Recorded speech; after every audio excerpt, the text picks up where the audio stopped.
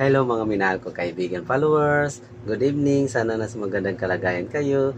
Nandito naman ako mangungulit sa inyo. Maraming salamat sa ngalan sa Ama at sa Anak at sa Espiritu Santo. Amen.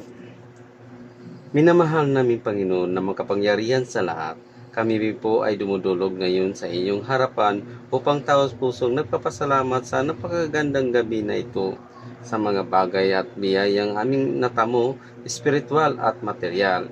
Salamat din po o Panginoon sa mga problema na nagpagtatatag sa amin sa lakas ng loob para malabanan namin ang lahat ng pagsubok at sa mga taong aming inspirasyon sa gabi at araw.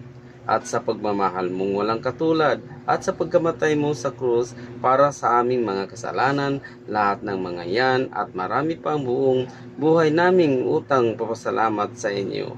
Maraming salamat Panginoong Hesus Nazareno ang makapagligtas sa aming lahat. Amen.